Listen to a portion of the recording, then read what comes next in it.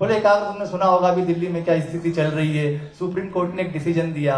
मैंने कहा हाँ भैया बिल्कुल सही बात है। उसके पक्ष में उसके विपक्ष में कुछ लोग मैदान में उतरे, उन्होंने आंदोलन किया, लेकिन देखो बोले उससे कोई नहीं पूछ रहा कि वो क्या चाहता है जिसके ऊपर निर्णय लिया गया है, उससे कोई भी नहीं पूछ रहा है।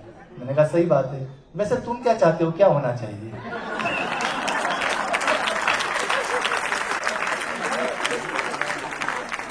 मैंने कहा भैया आप मुझे कुत्ता समझकर मेरा दृष्टिकोण पूछ रहे हैं, कुत्ते के लिए मेरा दृष्टिकोण पूछ रहे हैं? तो बहुत बहुत अच्छा लग रहा है। दिल्ली एक बड़ा प्यारा शहर है आप सब लोगों का, और कल से जब यहाँ हम घूम रहे हैं, यहाँ आए हैं, मैं इंदौर से आया हूँ। दरअसल तो जब भी हम किसी एक शहर से आते हैं दूसरे शहर में जाते हैं तो बातचीत होती है कि इंदौर अच्छा है या दिल्ली अच्छा है, यहाँ क्या अच्छा है, वहाँ क्या अच्छा है। तो आपके विभाग के भी कुछ लोगों से मंच पे आने के पूर्व पीछे बात हो रही थी, तो काफी देर तक विचार विमर्श चलता रहा कि कौन सा शहर अच्छा है। मुझे जो समझ में आया, मैंने कहा ठीक है मैं मंच पर जाकर के इसका आपको फाइनल रिजल्ट बताऊंगा, कंक्लूजन कि कौन सा शहर अच्छा है। देखिए सीधी सी बात है, जिसका जन्म इंदौर में हुआ, जिसकी शिक्षा इंदौर में हुई, जिसको संस्कार इंदौर से मिले, उसके लिए इंदौर अच्छा है। और जिसका जन्म दिल्ली में हुआ, जिसकी शिक्षा दिल्ली में हुई, जिसको संस्कार दिल्ली से मिले, उसे ये समझना चाहिए कि इंदौर अच्छा है।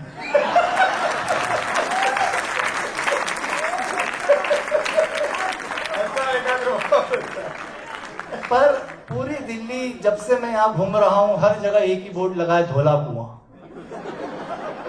पूरी दिल्ली धौला कुआं पहुंचाने में लगी है साहब। किसी भी रोड से निकल जाओ, एक बोर्ड आपको हमेशा मिलेगा, चाहे बारिश मिले ना मिले, जाम मिले ना मिले, पर एक चीज कंफर्म है, वो है धौला कुआं। कल से हम यहाँ घूम रहे थे, कल रात्रि में आ गए थे, तो दिनेश भैया मेरे को बोले यार जब ये इतना बोल रहे हैं तो एक बार चल के देख लेते हैं ये है क्या धौला कुआं। तो हम सारे बोर्ड्स को, साइंस को फॉलो करते हुए वहां तक चले गए, उस चौराहे तक जहाँ लिखा हुआ था धौला कुआं, धौला कुआं, इधर से जाइए, इधर से जाइए। जब पहुंच गए हम वहां पे, हमने 4 लोगों से पूछा यही धौला कुआं है? बोले हाँ यही धौला कुआं है। तो जहां खड़े थे वहां भी बोर्ड लिखा हुआ था धौला कुआं।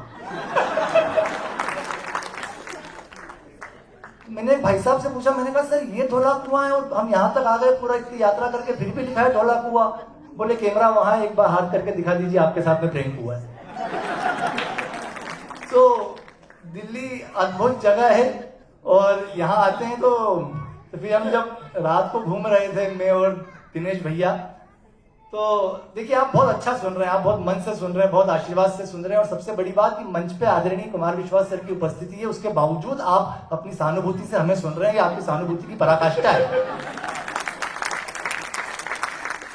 हाँ, क्योंकि देश में कहीं भी कवि सम्मेलन हो भाई साहब, कहीं भी देश में जिस मंच पे कुमार विश्वास नहीं होते, वहां जब सामने श्रोता कवि सम्मेलन सुनता है तो इस तरह से गिनता है कि पहले कवि को सुन लिया, दूसरे को सुन लिया।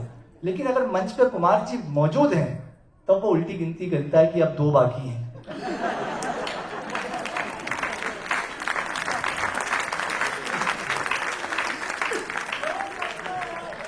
अब 1 बाकी है। तो मैं जानता हूं आप उनकी प्रतीक्षा में हैं। व्यक्ति जब मथुरा पहुंच जाता है तो बांके बिहारी के दर्शन के लिए ही उसकी आंखें ललायित रहती है, लेकिन मथुरा की गलियों से जब आप जाओ तो हो सकता है कि कोई मीरा वहां पर बैठ करके सितार बजा रही हो कि मेरे तो गिरधर गोपाल। हम वही लोग हैं शायद। तो कुछ देर आपका आशीर्वाद हमें भी मिल जाएगा तो हम, आदरणीय सर का सानिध्य मिलना हमारे लिए, विनोद भाई के लिए, मेरे लिए, पल्लवी के लिए बहुत बड़ी बात है। हमने अपनी कवि सम्मेलन की यात्रा शुरू की, दिनेश भैया को तो काफी समय हो चुका है सर के साथ भी, हिंदी कवि सम्मेलन के मंचों पर भी, पर हमने अभी अभी अपनी यात्रा शुरू करी है। हमारे लिए सर का सानिध्य बिल्कुल वैसे ही है जैसे पांडवों के साथ में योगेश्वर श्री कृष्ण आकर के खड़े हो जाएं, तो उस तरीके से हम आपके बीच में खड़े हैं। देखिए आपने ताली बजाई भावुकता में आकर, पर आपने ये नहीं सोचा कि कृष्ण ने पांडवों को किसके सामने खड़ा किया था।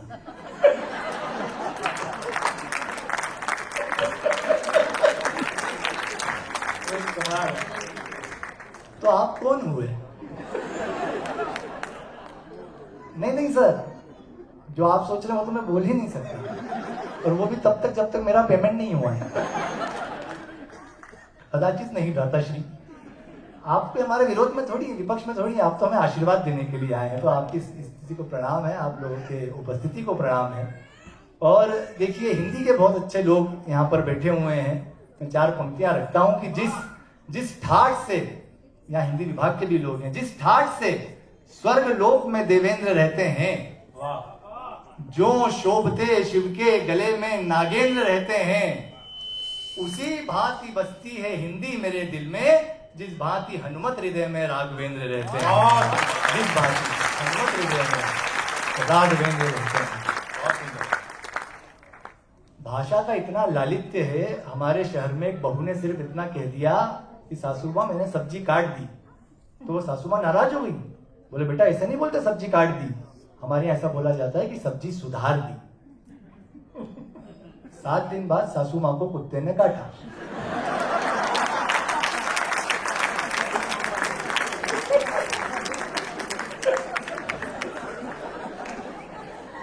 मेरे इस कुत्ते से काटने वाले जोक का वर्तमान परिदृश्य से, वास्तविकता से कोई लेना देना,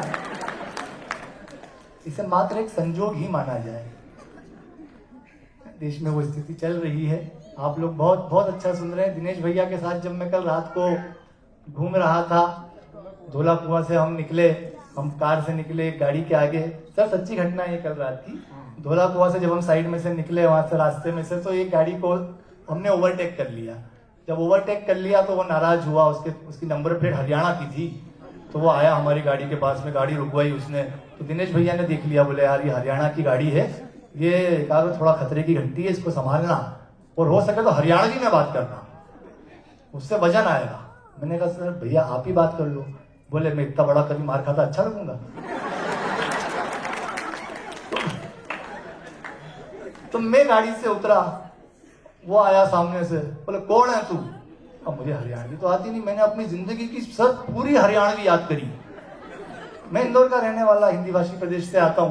पूरी हरियाणवी याद करी। मैंने कहा मैं क्या बोल सकता हूँ? उसने बोला कौन है तू? मैंने कहा मारी छोरी छोरों से कम है क्या?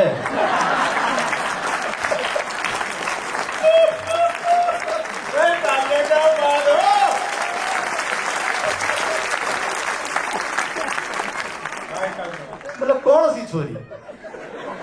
मैंने कहा कितना बगीता। बोले यो कौन है? मैंने कहा दंगल वाली। बोले हाँ फिर देखो दंगल दिखाए। तो पहले तो वो मुझे मारने वाले थे, बाद में उन्होंने कूटा। पर ये वास्तव में हमारी स्थिति है। तो दिनेश भैया बैठे हुए थे, मैंने कहा भैया आपने आज मार पड़वा दी जबरदस्ती मुझको, लेकिन बहुत स्नेह करते हैं, बहुत प्यार करते हैं। आज सुबह जब होटल में बैठ के उनसे मेरी चर्चा हो रही थी, मेरी बातचीत हो रही थी। देखिए छोटी सी बात से व्यंग निकल के आता है, बातचीत में बात नहीं निकल के आती है। बोले एक आध तुमने सुना होगा अभी दिल्ली में क्या स्थिति चल रही है, सुप्रीम कोर्ट ने एक डिसीजन दिया। मैंने कहा हाँ भैया बिल्कुल सही बात है। उसके पक्ष में उसके विपक्ष में कुछ लोग मैदान में उतरे, उन्होंने आंदोलन किया, लेकिन देखो बोले उससे कोई नहीं पूछ रहा कि वो क्या चाहता है जिसके ऊपर निर्णय लिया गया है, उससे कोई भी नहीं पूछ रहा है। मैंने कहा सही बात है, वैसे तुम क्या चाहते हो, क्या होना चाहिए?